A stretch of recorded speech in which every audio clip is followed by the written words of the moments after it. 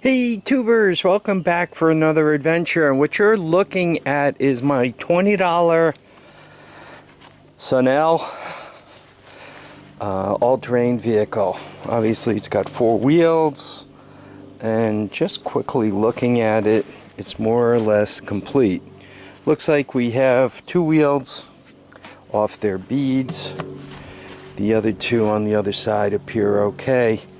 Now the story on this was it kind of got thrown out of the shed it was being stored in 6 months ago. So basically last fall it got put out for the winter and it sat there, and I went to this garage sale and I saw it outside the shed, and I asked the guy, what are you going to do with that? And he says, well, if you give me $20 it's yours. I couldn't give him the $20 fast enough, and I had a full load on the truck. I went home and got that off as quickly as I could because I wanted to get back there before he changed his mind, or a neighbor came by and said, oh, I see you're moving the quad around, what are you doing with it? And oh, I'm selling it for $20, right?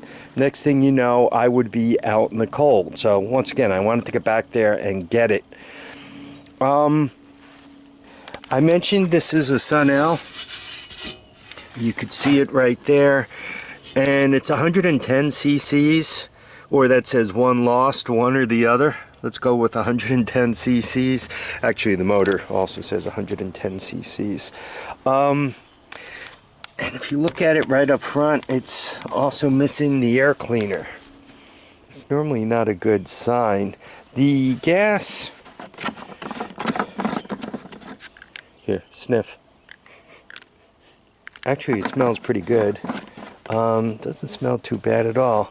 Cosmetically, I don't know, I'd give it somewhere around a C. For a China quad, this is really about as good as they get. It does have a, never start battery in it. So at some point, I think the battery was changed. Before I put power to this thing and try to turn it over, given that the air cleaner is missing, I want to see if this thing is seized. There's a few reasons why you do that. You don't want to burn out the starter, and the last thing you want to do is smash up the valves or anything. So the shifter side, this is where the flywheel is, and I already broke these loose because you guys don't need to watch me take screws out for 15 minutes. And there we are. So let me put the screw in the socket right into my pocket, and you're able to reach right in there with a 14mm. And what you're doing now is turning over the crank bolt, attempting to turn over the crank bolt.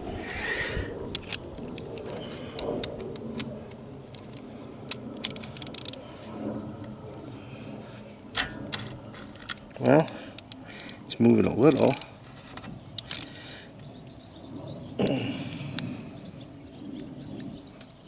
Seems to be hard up against something there.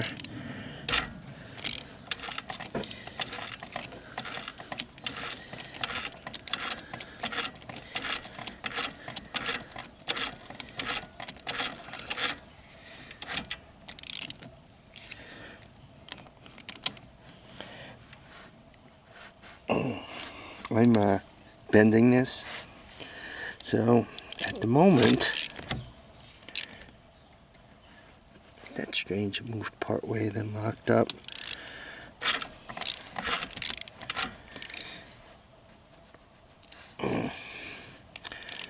So I paid $20 for it, and I might have only bought a frame. I might have bought a roller. So what do you do when you find this kind of situation? The first thing I'm going to do is I'm going to pull out the spark plug and put a bunch of oil in there and rock it back and forth some more. And I'm going to, for some reason I don't think it's coming loose that easily, so I'm going to spray that. I'm also going to spray some oil into the carburetor and check to see if it gets to the valve. And then, quite honestly, I'm going to come back tomorrow and see if it comes loose. And we'll shoot some more video of this then. I looked around for a serial number and I couldn't find it, a VIN number. And normally these China ones have a nice big plate that, you know, says made in Dunzu and, you know, China and all that stuff, and you get a serial number off of that. It does have this number on it, and I'm not thinking that's a VIN number, but if it is, if you count to the 10th location, you come up with a 2, and that would make this an O2, which would make it, what, 17 years old? I don't think it's 17 years old. Even if you keep them inside, most of these China quads are pretty rusty. And, you know, I don't think they look like that 17 years ago. I could be wrong. What I'm going to do is, now that I have some video in front of me, I'm going to look at it and then look at some pictures on the internet and try to figure out what this thing is. Generally speaking, it wasn't banged around too much. You can see it's broken here and it's Frankensteined up, but that could have been something like somebody sat on the fender wrong and just pressed down on it and snapped it. The story I was told is it was having carburetor problems and he didn't want to mess with it anymore. But then again, he did sell it mighty cheap, so, you know, God knows what the story is. I keep looking at that front plastic thinking it's cattywampus, and I do think it is. I think this is pushed down and this is up, and it doesn't appear to be bolted on. Well, actually it does.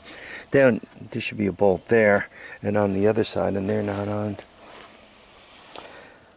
Well, so what are we going to do with this thing? Gotta be careful what I press on here. I don't want anything to shatter and get me. It does seem to have some suspension.